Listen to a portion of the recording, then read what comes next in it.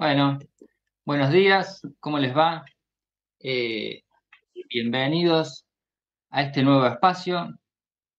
Transcurría semana de mayo y un grupo de hombres se reunieron en el centro del poder de Sudamérica a recibir una oferta que no podrían rechazar. Así que unos días después nos encontramos acá para dar inicio a este nuevo programa que vamos a hacer con mucho placer seguramente una vez cada tanto. No sabemos bien la periodicidad aún, pero rápidamente le paso la palabra a mis compañeros que me van a acompañar en este ciclo que hemos dado en llamar Los Otros. Me van a acompañar Agustín Castelá, Matías Gazzaro y el profesor maestro Sebastián Porrini. Así que desde ya, muchas gracias al profesor por invitarnos, a los compañeros que también se sumaron y que me reciben desde acá, desde Córdoba, que ya se notará por la tonada. Así que un gusto compartir y le paso la palabra, no sé si a Matías o a Agus, quien quiera continuar y arrancamos. Hola amigos, buenos días, ¿cómo andan? Es un gusto y un honor, un placer enorme, una alegría del corazón estar acá con ustedes, compartiendo como nosotros sabemos hacer y bueno, con la intención de poder compartirlo a otros, desde los otros a otros con YouTube o con las plataformas que sea pertinente. Así que nada, muy feliz, muy feliz.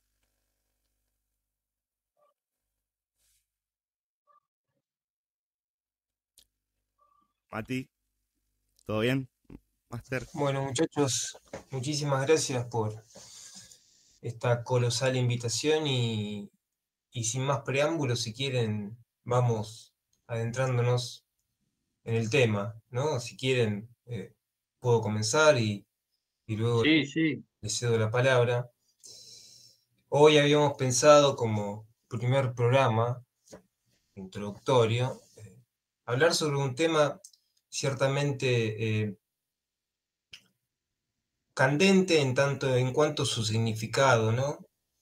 Su significado que ha tomado en nuestros días, en la modernidad, y no su origen. Vamos a hablar un poco del orden y el caos, o de lo que suscita el orden. En primer lugar, rápidamente podemos decir que la palabra orden viene del latín, ¿no? Ordo, ordinis, que designaba una fila, una secuencia, ¿no? Un arreglo justo de las cosas. En su raíz más profunda implica una estructura, una jerarquía, orientación. Decir que algo tiene orden era afirmar que cada cosa ocupa su lugar, ¿no? Que hay un sentido, una dirección. Pero en nuestros días esa palabra, ¿no? Carga con una sombra. El orden parece llevar un desgaste y tener una fama como mínimo, ¿no? Muy sospechosa, asociada con la represión, con cierta rigidez o control autoritario.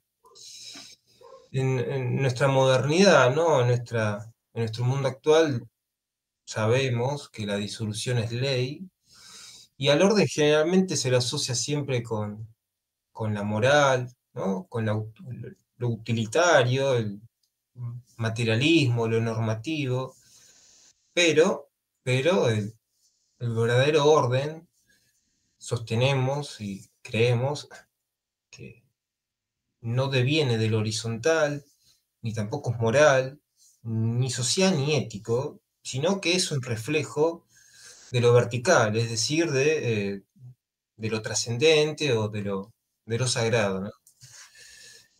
Por eso que decimos que viene de una fuente superior. No es una construcción humana, tampoco es una costumbre pactada por consensos y menos por contrato. eh, no se decide en asambleas, ni se adapta al gusto de la época. Es un reflejo, ¿sí? Es de un principio eterno, metafísico. Esta palabra la vamos a usar mucho y posteriormente me parece que la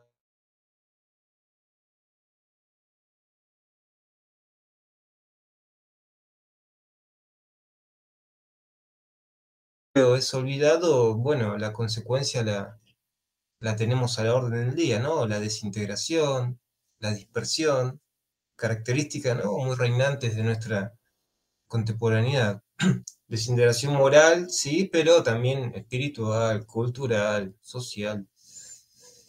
Pero bueno, pese a ello, este mundo no es puro caos, aunque no lo parezca sensiblemente, porque tiene esta marca que decíamos, tiene una inteligibilidad, es como una especie de sombra que muestra aquello que proyecta esa luz, ¿no?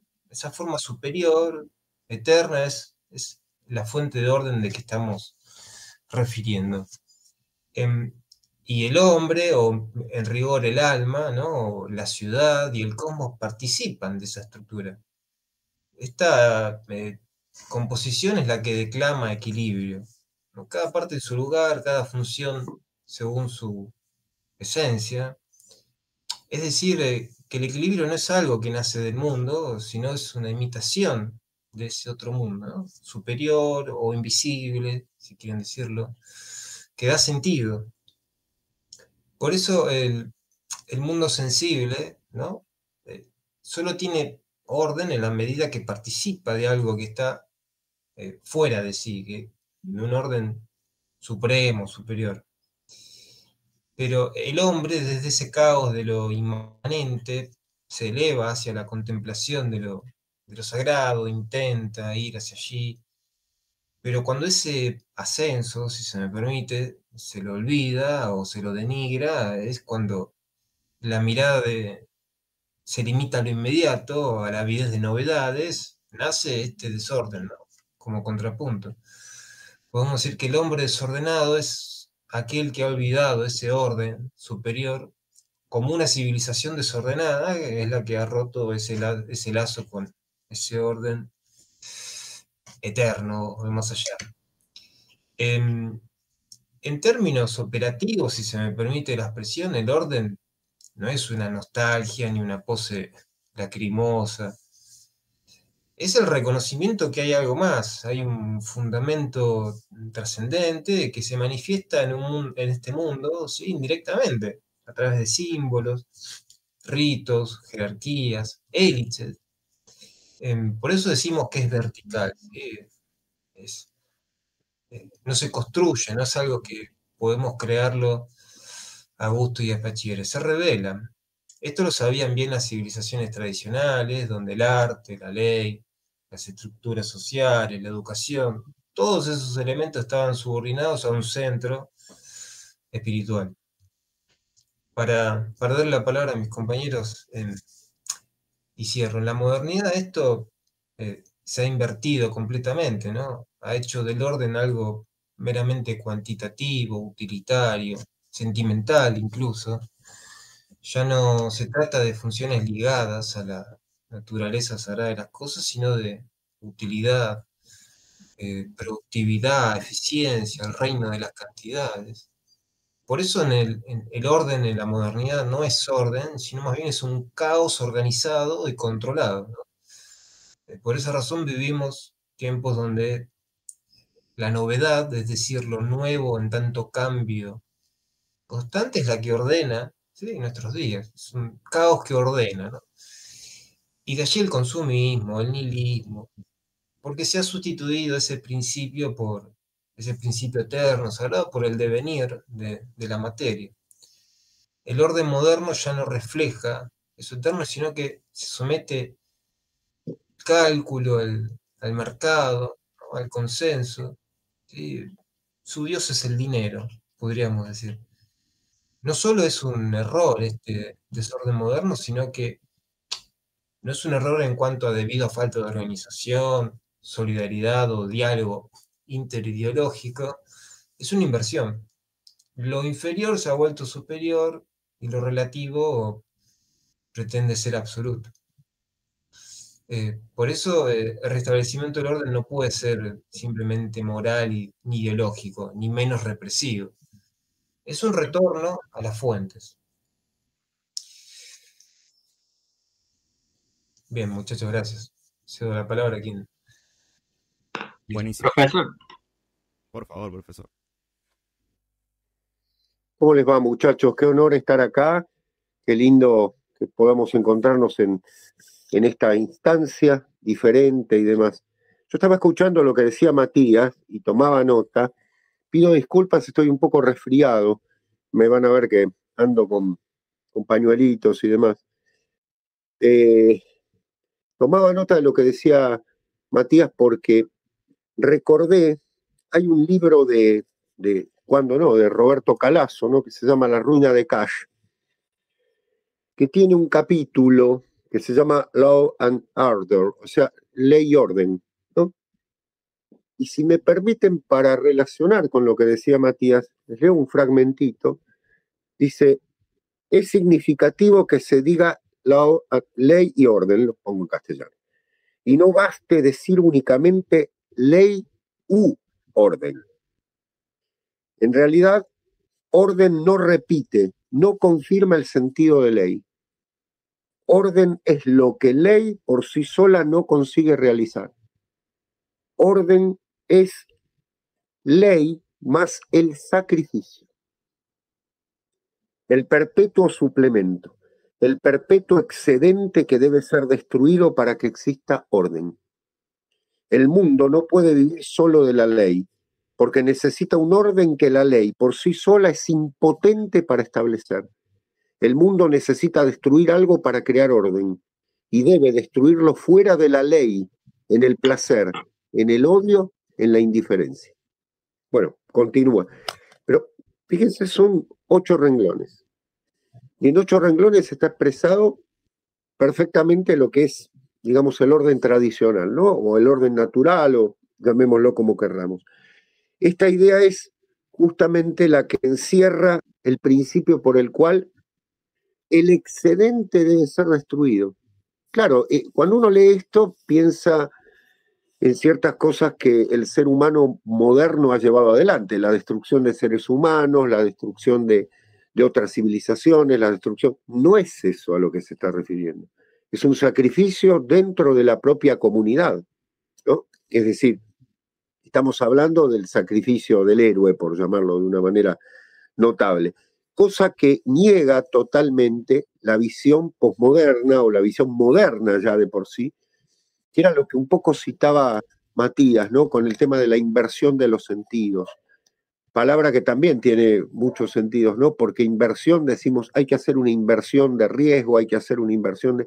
Y en realidad invertir es dar vuelta, ¿no? Totalmente, tergiversar absolutamente. Hablaba del reino de la cantidad.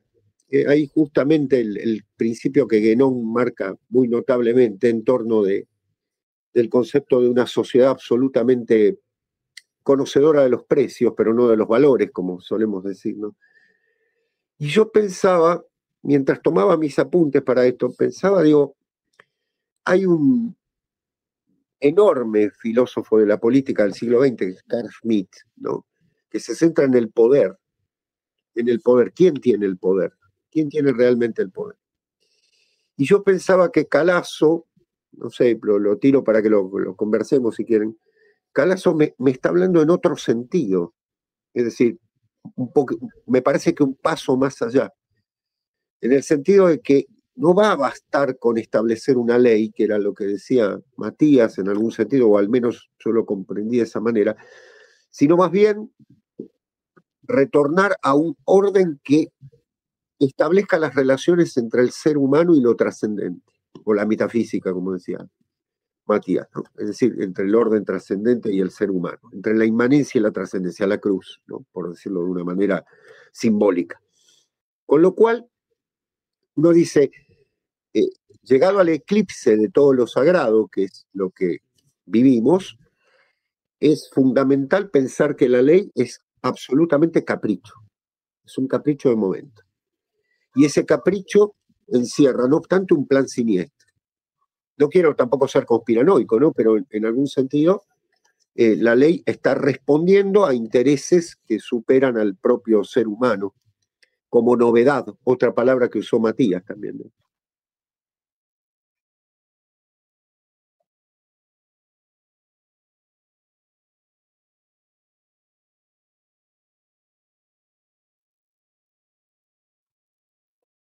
Lo perdimos al profe.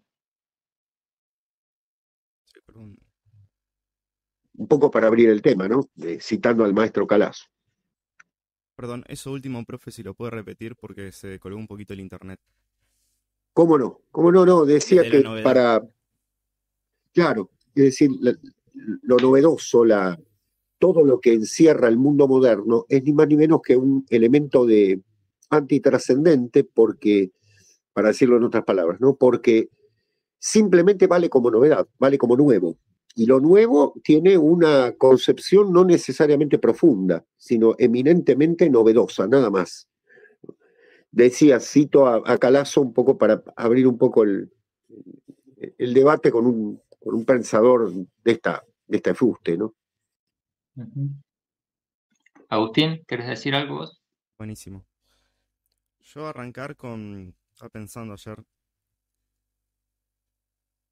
esta idea de Parménides, que dice, de la nada sale. No, desde el cientificismo, de ciertas teorías también, si se quiere, hijas de la modernidad, nos venden como que salimos de un caos, o es una casualidad, o es una cuestión.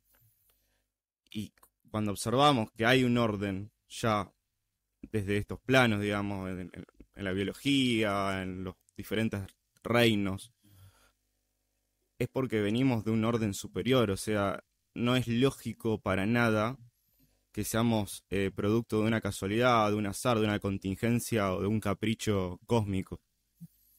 Si se quiere, no sé si lo dijeron, pero por las dudas, cosmos y orden son palabras relacionadas, ¿no? Hacen referencia a cosmos.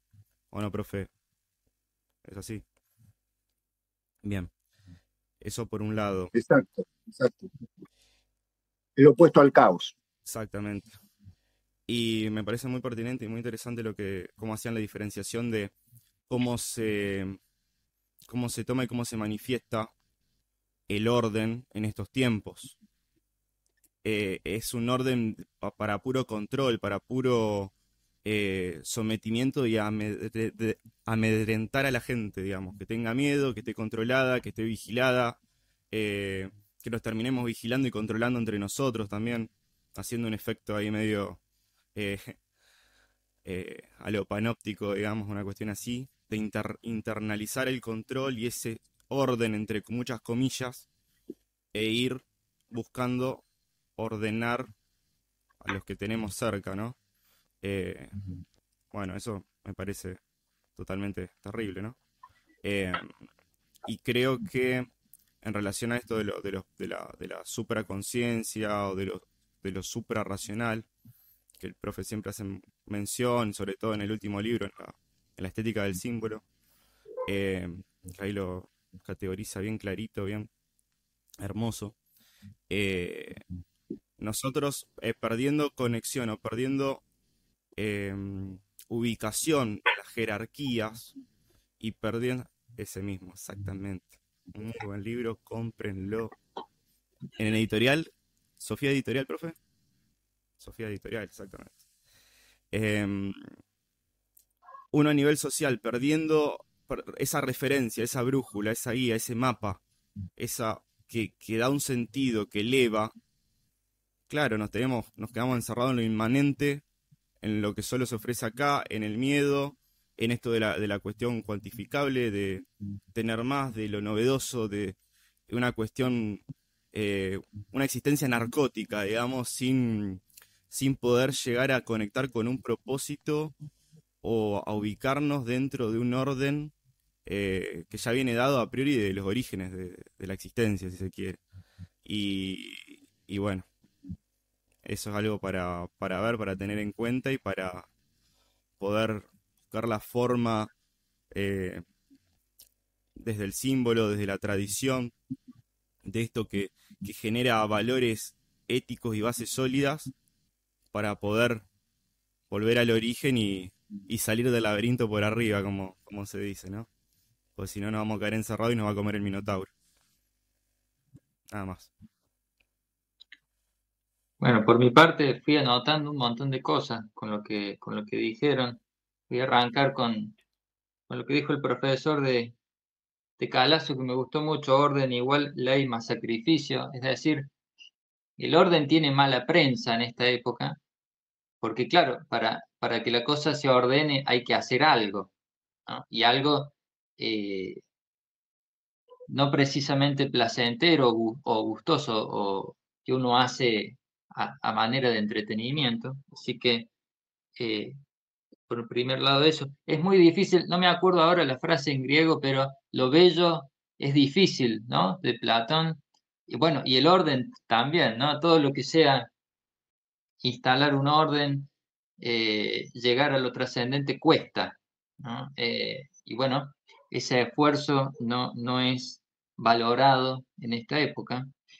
Em, Después me anoté esta cuestión de la jerarquía que habló Matías.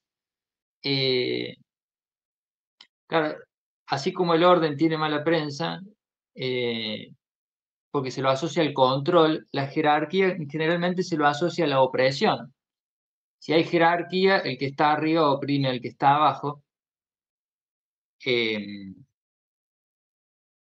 y esto me lleva a preguntarles ya, para no ir directamente a la cita. Yo acá me traje 2 libritos, pero primero querría plantearles qué opinan de esta cuestión de, tomando de vuelta la cita de Carl Smith, que se centra, es cierto, en el poder, como si en la cúspide estuviera el poder, cuando uno en principio diría que no, que hay algo más que ordena al poder, digamos, al que va a tomar la decisión, al que la va a ejecutar, ¿no? Podríamos decirlo de esa manera.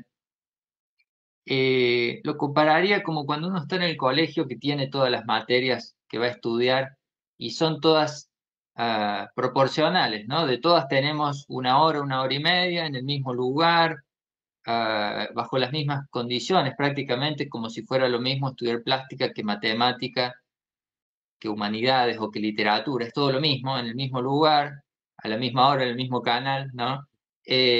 Lo que lleva a pensar, por lo menos, eh, o a sentir que es todo lo mismo, ¿no? Que todo tiene la misma proporción, entonces están niveladas y no puede ser que la poesía sea más importante que la química.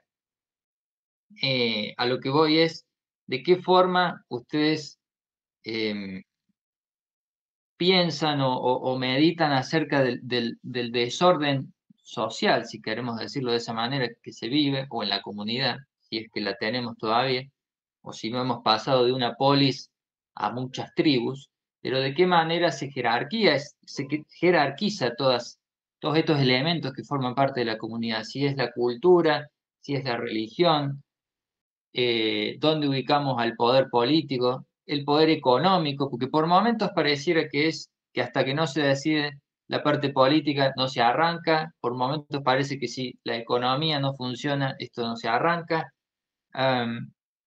¿Cómo piensan eso a la hora de, bueno, de debatir, de conversar con otras personas o con las que trabajan y demás? Pues yo creo que bueno, voy a citar ahora, la cita que tenía yo era del gordo Santo Tomás, ¿no? Que dice, de aquí señala el filósofo que es propio del sabio el ordenar, mas la norma de orden y gobierno de cuanto se ordena a un fin se debe tomar del mismo fin, porque una cosa está perfectamente dispuesta en cuanto se ordena convenientemente a su propio fin, pues el fin es el bien de cada cosa. El fin entendido no como algo que está adelante a la manera progresista, porque si no, uno podría decir, bueno, ¿ves? Hay que progresar hasta llegar al fin. Bueno, no. Si empezamos a secularizar cada elemento que vamos mencionando, eh, se puede malinterpretar. Redondeo mi idea o mi planteo, mi dudas, mis inquietudes, diciendo que generalmente el desorden se nos arma con las palabras, que en definitiva lo que nos ordenaría es el verbo, ¿no? Lo dejo para quien quiera continuar. Yo creo que lo que decís, Lucas, es muy pertinente porque justamente si existe desorden social es porque no existe jerarquía. Y si no existe jerarquía, eh, el relato más absurdo que se pueda realizar de todo esto es que justamente el lenguaje es jerárquico por naturaleza. ¿Qué quiero decir con esto? Que, bueno, mi especialidad es la sintaxis, ¿no? En el área de lingüística. La sintaxis es jerárquica. Y la sintaxis no ha sido creada por ningún ser humano, no es una decisión de que tomaron cuatro en una corporación económica o cuatro CEO, como se dice ahora, ¿no? Para resolver claro. Incluso hasta la inteligencia artificial, esa monstruosidad que está provocando y lo que va a provocar, sigue una base de orden sintáctico, de orden jerárquico, muy notable. O sea, estamos haciendo del lenguaje algo que niega su propia naturaleza. Y yo pensaba, recién mientras te escuchaba, y escuchaba lo que decía Agustín, justamente una de las preocupaciones que decimos parece no existir jerarquía, pero me voy a poner en abogado del diablo. Yo creo que existe jerarquía, pero en aquellos grupos que no están intelectualizados. Es decir, claro, en la base, naturalmente, en las bases, llamémosla como querramos, no sé, después ustedes me dirán algo más exacto. Existe el principio de la jerarquía siempre, incluso hasta en un grupo humano muy sencillo, ¿no? Estoy pensando en los grupos humanos que actúan realmente, para bien o para mal, ¿no? Siempre existe un principio de jerarquía. Claro, cuando después entran los jerarquizadores del vigilar y castigar y todas estas teorías y demás, evidentemente se pone en riesgo algo que había nacido naturalmente. Es decir, ¿cómo decirlo? Se corrompe el principio tradicional de la jerarquía. Yo pensaba, digo, lo veo hasta en grupos de chicos, ¿no? Trabajo todavía en secundaria. Uno los ve y se organizan jerárquicamente. Hay alguien que organiza, hay alguien que pone en marcha, incluso para hacer un trabajo práctico, algo sencillo, ¿no? Hay alguien que organiza. Y en la sociedad, si no existe alguien que organice, sobre la base de un principio trascendente, como decíamos y demás, lo que existe es un enfrentamiento constante, que llamamos sacrificio, ¿no? Volviendo a Calazo, pero que no es un sacrificio. En realidad no tiene nada de sacrificial, ¿no? Es lo opuesto, por decirlo.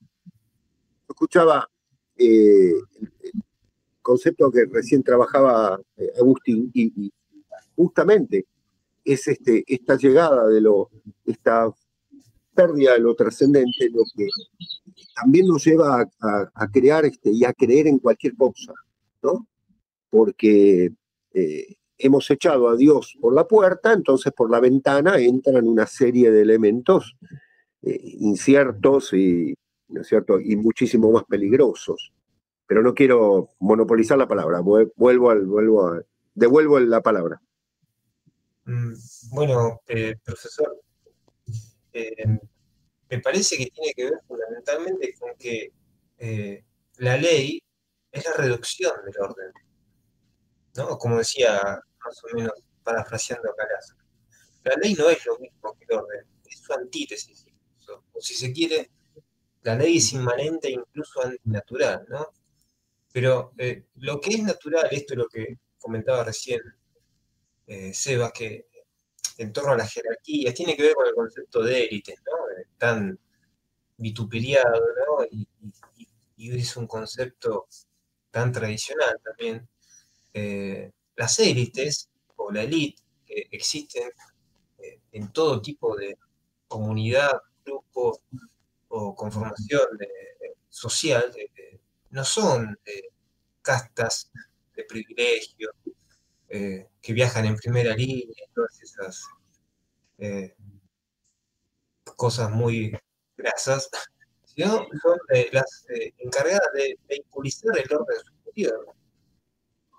Son como puentes, ¿no? Pontífices, ¿no? Entre lo profano y lo sagrado. Son los transmisores de la tradición. Por eso, en el gravísimo problema que tiene Occidente, ¿no? Esto ya lo dijo creo que 1 millón de veces en sus escritos, que no hay una élite dedicada a la intelectualidad pura, ¿no? Intelectualidad pura en sentido metafísico, ¿no? No de vacuos silogismos de la filosofía moderna que, como él dice, que pueden entretener a un chico de 8 años. Creo que hoy sería de 15, pero más o menos va igual. La jerarquía o la élite, por eso no impone, sino que armoniza. No domina ni tampoco somete, hace concordar eso que viene ya dado, que nos viene dado, ¿no? Une lo que, bueno, en realidad eh, dispersó, dispersó la. Y respecto a lo que decía el cordobés y hablando de gordos, voy a tomar al otro santo, ¿no? A San Agustín. eh, También hay una forma más profunda de entender ese orden, ¿no? No solo como estructura o como conformación de élites, sino también como dimensión del ser. Es decir, porque el orden, sobre todo, es amor bien dirigido, ¿no? Por supuesto, no cualquier amor, o, bueno, la palabra no tiene la culpa, como decía Cordobés, ¿no? El amor es una palabra tan mencionada también, sino un amor que sabe a qué debe entregarse, ¿no? Es amar cada cosa según su valor, dar a cada ser su lugar. Ese orden nos llamaba San Agustín el ordo amores, ¿no? El orden a partir del amor, por supuesto, se está refiriendo al bien supremo, a Dios, ¿no? Retomando también un poco a Platón. Por eso el orden no es una imposición ni tampoco es una imitación, ¿no? Se lo asimila, es una asimilación por amor, no como imposición externa, no es una contemplación interna, ¿no? Que ordena todas las potencias del hombre o del alma, ¿no? Voluntad, inteligencia, deseo.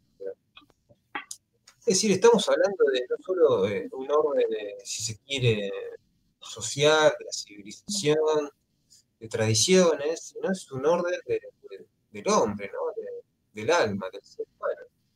Por eso va si se quiere, de lo particular a lo general, y no al revés, como ciertas dialécticas materialistas, ¿no? Que hacen del ser humano, del hombre, una especie de átomo versado muy afín a la modernidad, o todo lo contrario, como se suele creer. Es decir, hay orden interior, no es un orden externo, violento, represivo, ¿no? Como habitualmente eh, se suele creer, ¿no? Como decía Lucas. Como permiso, hermoso amigo. Em, Retomando lo que venías diciendo, creo que desde este amor y contemplación con lo supra, con el orden de las esferas superiores, es donde nosotros, los seres humanos, podemos tomar la fuerza, la voluntad, también la humildad y diferentes atributos de lo bello para poder transformar los vicios en virtudes. Tan necesario, ¿no? Y eso permitiría un ordenamiento interno, como bien decías, que al mismo tiempo va a terminar ordenando lo externo y las relaciones sociales que tenemos con nuestra familia, nuestros amigos, grupo de trabajo, compañeros, novia, esposa, lo que sea, hijos. Entonces, qué interesante, ¿no? Porque como que el orden siempre se va a manifestar. El tema es ver y trabajar para que se manifieste de lo supra y no de lo infra, como nos vienen vendiendo. Lo que yo siento así a grandes rasgos, un poco intuitivamente y otro poco observando el panorama, es como que si no nos ordenamos por medio de la tradición, para ponerle una palabra que englobe todos estos conceptos que venimos trabajando, nos van a venir a ordenar como nos están ordenando los robots del ChatGPT y la mar en coche. O nos van a intentar más que ordenar como si fuéramos ganado, meter ahí, estar todos, nada, inmóviles, intelectual, emocional y espiritualmente, y corporalmente también, ¿viste? En cualquier momento quedamos todos así como robots y si no te vas a tener que ir a vivir al monte o a la montaña y arreglate, agarrate Catalina. Muy interesante eso. Después dos puntitas para tirar. Me parece muy interesante como categoría filosófica el neoplatonismo, ¿no? El neoplatonismo me parece que refleja bastante bien lo que venimos hablando. Muy interesante el concepto de teurgia, que sinceramente creo que lo descubrí esta semana. Ya tenía una intuición de algo de eso, pero no sabía que se le llamaba o se le decía teurgia. Eso lo tiro así para que el oyente después quiera investigue, busque, lea. Y después, por último, como referente en la mitología, para tener así también dos máscaras de lo que es el orden y el caos. Bueno, Apolo, el orden, y Dionisio, el caos, para tenerlo ahí. Nada más. Luquitas, por favor. Muy bueno. Ahora me acordé que habías mencionado vos, Agus, a Parménides, y yo me había traído dos libros. Uno ya lo mencioné, el otro era Hesíodo, que arranca en una parte diciendo: en primer lugar existió el caos, después Gea, la de amplio pecho, sede siempre segura de todos los inmortales que habitan la nevada cumbre del Olimpo. Bueno, y continúa, ¿no? Esta cuestión de dónde se arranca, si en el, o qué hay en el comienzo, si es caos, si es nada, si es orden, como que siempre hubo orden. Yo creo que hay en esta época como cierta confusión, que incluso me incluyo a mí mismo cuando a veces tendemos a mezclar tradiciones y a interpretar de una manera una con claves que tiene otra, ¿no? O sea, a veces la comparación de las religiones y de las tradiciones se vuelve compleja en ese sentido. Yo no creo que sea que Hesíodo hable de que se comienza por el caos, en el sentido de que el orden viene del caos, ¿no? Porque de hecho no arranca ahí el libro, sino que tiene algo antes. Pero a veces creo que se tiende a interpretar de esa manera. Venimos del caos, ¿no? El caos se ordenó, por lo tanto siempre del caos va a salir un orden que es azaroso. El universo se organizó azarosamente, y la genética y todo lo que mencionó Agustín al principio, que vemos en la naturaleza y en el cosmos, fue porque azar, ¿no?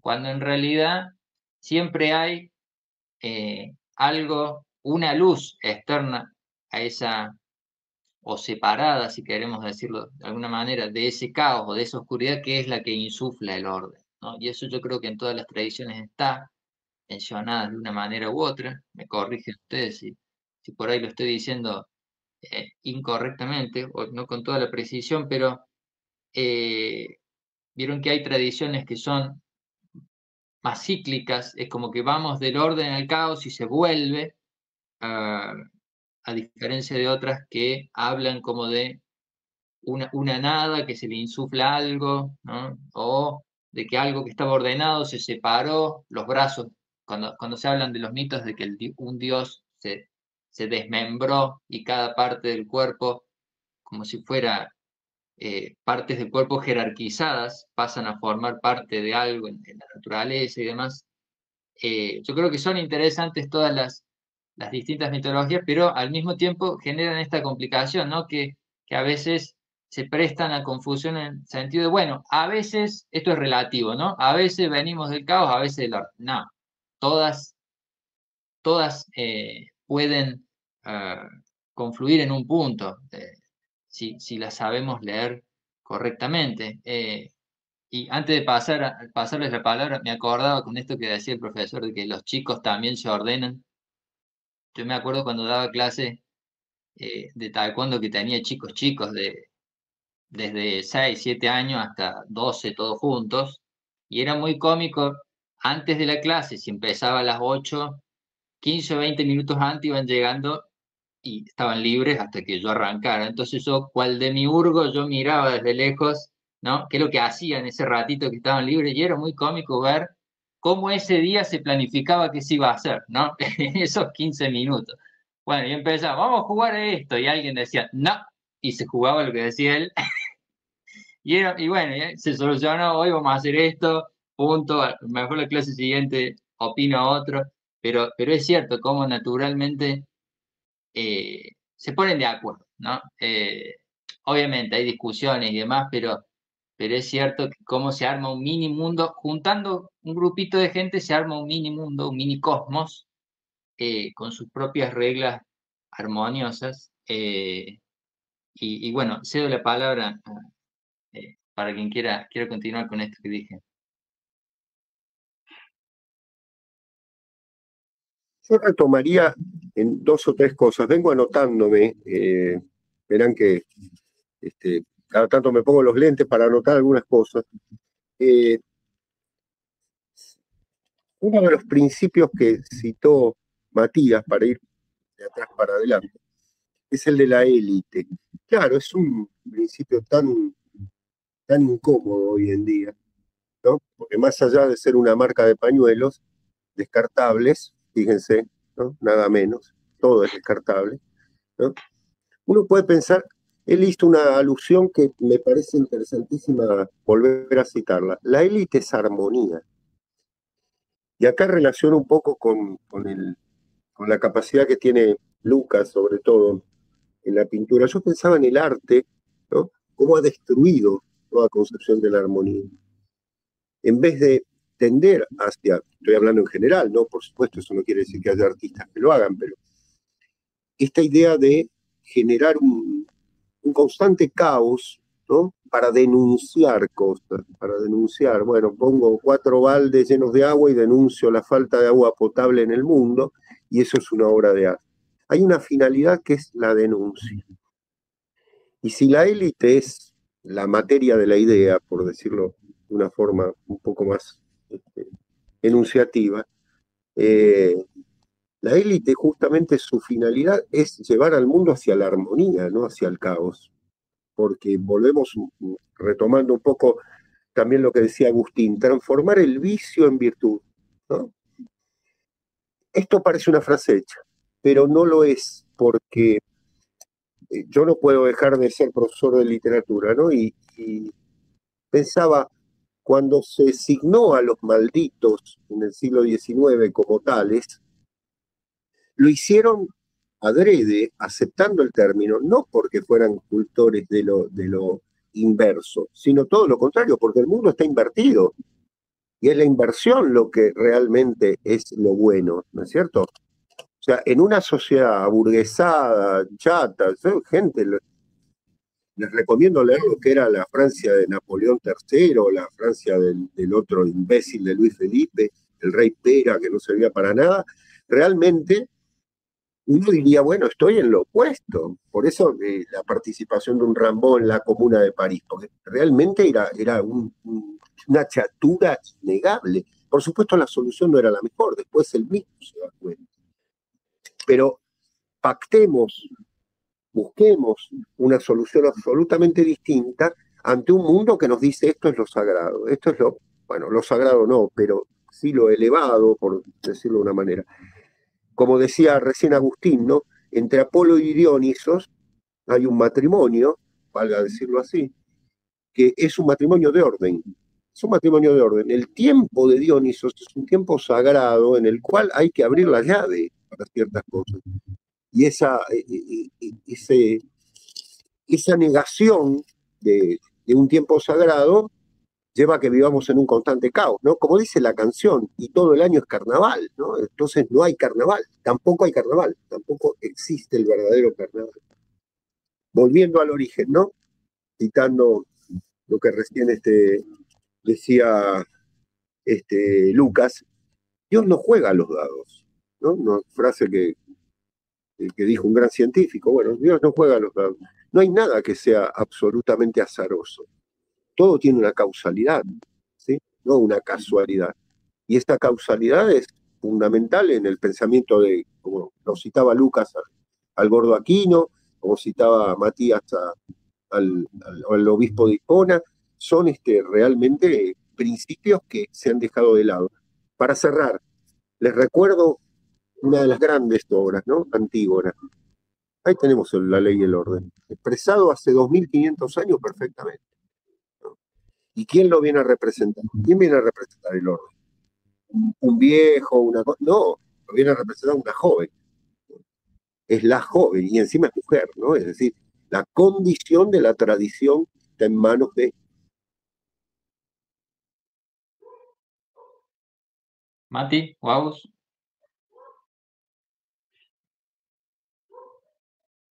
Yo, bueno, eh, bien. Retomando algo que dijo Lucas, me parece hoy, como esto de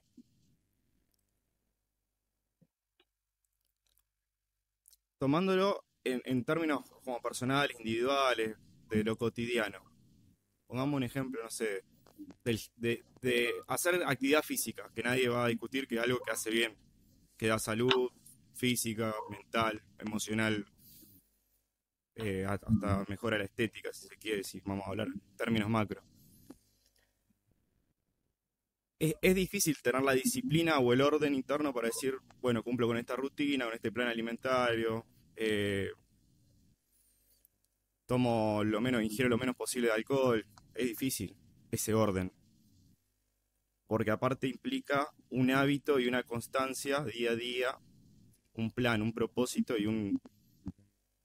Correcto. Y la contracara sería, bueno, no entreno de vez en cuando, bueno, Dios dirá, después vemos, hay que vivir la vida, se vive una sola vez, qué sé yo. Y esa cuestión del hedonismo también que viene mechada y articulada con todo lo que venimos hablando de esta actualidad no tradicional y caótica. Después el día de mañana te pasa factura y llegás a tal edad con un montón de problemas de salud, hecho pedazo, etcétera. Y ahí está la dificultad, aparece la dificultad después de la máscara del placer o del disfrute efímero, y después llega la dificultad con un hacha así que nos cae sobre la cabeza de no haber sido ordenado. Correcto, es un ejemplo sencillo pero práctico que se puede ver, cualquiera lo puede ver. Em, y por otro lado, para cerrar ya, y le dejo la palabra al compañero, eh, es mucho más fácil destruir y generar caos que propulsarse y elevarse hacia el orden, hacia lo supra. Requiere mucho más sacrificio, diría, o sea, mucho más entrega, pero también la recompensa, que no es material ni cuantitativa, sino que es espiritual, es un estado del ser, y de contemplación, de una alegría muy profunda, eh, eso lo vale con creces. Nada más. Mati. Bueno, respecto a esto último que decía Agus, para sembrar un poco de cizaña, bueno, esto es algo que cultiva mucho, no la psicología, porque la psicología no se inventó en el siglo XIX, ya está en Platón, pero sí el psicoanálisis, ¿no? Esto de la liberación a partir del deseo, algo que comentaba, ¿no? Del hedonismo, del budismo, y también comentaba algo, ¿no? De las virtudes y los deseos, cuando en rigor de verdad, lo fundamental del deseo es el orden. No se puede desear desordenadamente, porque eso ya no es deseo, es el deseo por el deseo mismo, ¿no?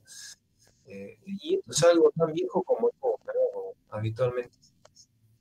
Es decir, hasta, el mismo deseo, la misma expresión, el mismo placer, si quieren decirlo así, conlleva un orden, ¿no? Entonces, eh, tiene también esas, como comentaba antes, ¿no? El orden interior, ¿no? Tan importante como el orden exterior, si es que son dos cosas distintas, ¿no? O son las dos caras de la misma moneda.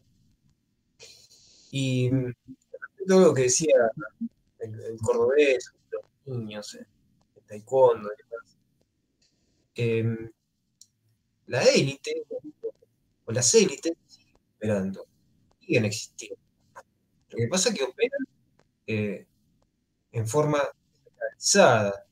¿Por qué? Porque el consenso, en rigor, no existe.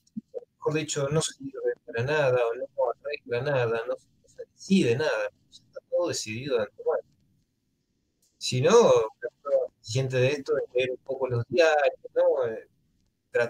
Si pueden, ¿no? De tratar de estar en un portal web o en algún noticiero. La decisión ya está tomada de antemano. El proceso es para el divertimento de las asambleas, para la república, la decisión ya está tomada, pero hay que dar lugar a la decisión. Es decir, que vivimos un lacro también. Ya, el orden ya está puesto. La élite ya decidió, ya impartió qué se debe acatar. Entonces, más o menos, ¿no? Como en la época que se daba el consenso, se debatía, se hacía ese día, pero había uno que decía, hoy hacemos esto. Con eso ocurre hoy día, ¿no? Falsas ideas, ¿no? A ciertos sistemas políticos, ¿no? Que decidimos libremente. Bueno, también tiene que ver, ¿no? con el orden que ya viene dado. Impuesto profano, hay un orden dado. Bueno, yo voy a decir 2 o 3 cosas antes de que tiránicamente la aplicación nos corte la comunicación, ¿no? Nos está ordenando, nos está ordenando. Sí, sí, nos ordenan, nos manda, nos dirige. Me gustó lo que dijo el Agus de relacionarlo con una rutina que uno puede llevar, porque yo me había puesto esta pregunta, ¿qué es llevar una vida ordenada, no? Si todo lo de afuera es caos, bueno, ¿quién me ordena? Eh, Obviamente apoyándome o sosteniéndome, tomando lo trascendente, pero uno tiene que vivir, ¿no? Acá también. Y bueno, los ejemplos que dio estuvo muy bien. Yo me había notado también esta cuestión de que hay áreas en las que sí se aceptan las jerarquizaciones. Por ejemplo, deportivamente, nadie discute que alguien es el primero. Este es el mejor y de ahí vienen los otros, ¿no? Y hay ciertas áreas en las que se acepta que el mejor está por encima, no vamos a decir el peor, pero de que no es el mejor, ¿no? De que no tiene las mejores capacidades o cualidades. Sin embargo, eh, tampoco podríamos poner en paralelo con lo que fuimos hablando hoy porque, y me había notado esto, la verdad no compite contra los errores, ¿no? Así que no es que podríamos decir que compitiendo la verdad ganó, sino que la verdad es, y los errores infinitos que le rodean, obviamente están por debajo y punto. Que nosotros no lo veamos es otra cosa. Em, Así que bueno, una invitación a la gente a que medite sobre todo esto, que no sé si ordenada o desordenadamente, pero hemos conversado